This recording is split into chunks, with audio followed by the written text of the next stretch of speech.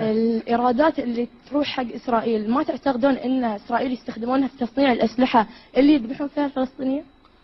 ما تقدرين تاخذينها بهالطريقة، لأنه هاي موضوع تجاري. يعني أكيد بضاعة، إذا أنت شريتي ساعة مثلا مش كلها بتروح للحرب، لكن ما في شك أنه هذا يدعم اقتصاد إسرائيل. بس اقتصاد إسرائيل مدعوم من قبل أمريكا من سنوات، زائد أنه 48,000 لن تؤثر في الموضوع. هم يبونها حتى يقولون دولة عربية. اقتصاد قطر ما راح يستفيد. شو الفائدة أن يكون بين قطر وإسرائيل تجارة، مع العلم أن إسرائيل محتلة فلسطين من 59 سنة؟ إذا تتذكرين قلت لك في سياسة وفي اقتصاد. أيوة. وهذا يدعم هذا، صح، بس هذا الموضوع طويل نحتاج أن نستمر فيه. في موضوع في العلن أو في غير العلن أنه قطر لديها علاقات ولديها اتصالات وقنوات اتصال مع إسرائيل. ما نوعية هذه العلاقات؟ هل هي فعلا موجودة؟ أولا احنا علاقاتنا مع إسرائيل علاقات واضحة. اتصالاتنا مع إسرائيل صحيح انها مستمرة، وعلى شاشتكم تصورون الإسرائيليين موجودين في الدوحة.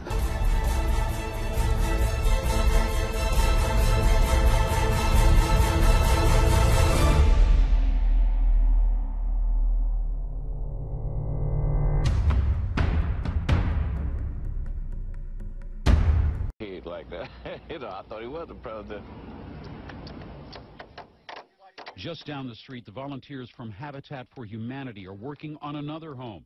Together with the owners, they poured sweat equity into the project.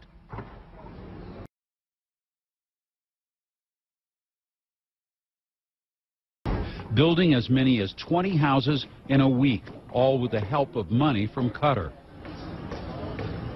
Sheikh Hamad strides onto the work site for a closer look, exchanging handshakes and congratulations. Well, I really hope that our gifts went to the right places and to see a good result out of it. You realize it's going to affect people for the rest of their lives. Your gifts. Well, I'm happy to hear this.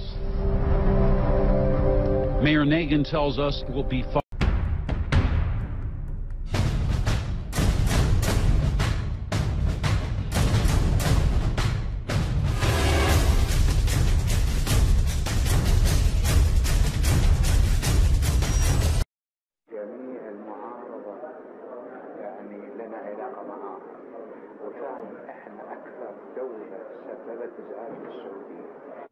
وتشجيع الحركات الداخلية يعني بهدوء، لأن بعد احنا من مصلحتنا ان دعم هذه الحركات بهدوء، لأن هي قضية وقت.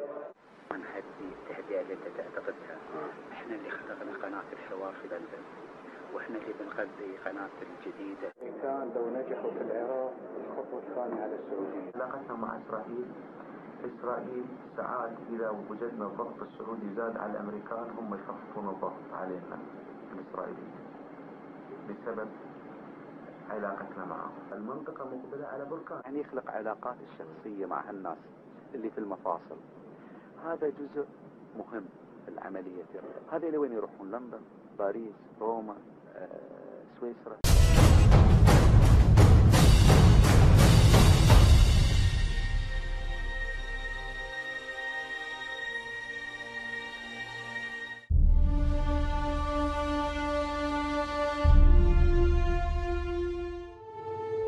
من العائلة الحاكمة القطرية وعلى قائمة الإرهاب ضمن البيان المشترك عبد الله بن خالد آل ثاني، صاحب الفضل في تقديم المساعدة والملاذ لقياديي القاعدة منذ التسعينات، فهو الرجل الذي آوى العقل المدبر لأحداث 11 من سبتمبر خالد الشيخ محمد في مسكنه، ومنحه وظيفة في المؤسسة العامة القطرية للكهرباء والماء. وخلال إقامته في قطر في الفترة الممتدة بين 92 و 96 من القرن الماضي، قام خالد الشيخ محمد بتحويل أموال إلى ناشطين من القاعدة للتخطيط لهجمات ضد الولايات المتحدة، بمن فيهم رمزي يوسف المتآمر في هجمات مركز التجارة العالمي. عبد الله بن خالد آل ثاني استمر في تبوء مراكز مرموقة في حكومة قطر بالتزامن مع استضافته وحمايته لإرهابيين من القاعدة على غرار خالد الشيخ محمد وغيرهم، فتولى حقيبة الداخلية تارة وحقيبة الأوقاف تارة أخرى. ويسافر عبد الله بن خالد آل ثاني كثيرا خارج البلاد في طائرة خاصة وفرتها له الحكومة القطرية عام 2014، وبطبيعة الحال لا صحة للتقارير الكاذبة حول فرض الإقامة الجبرية عليه.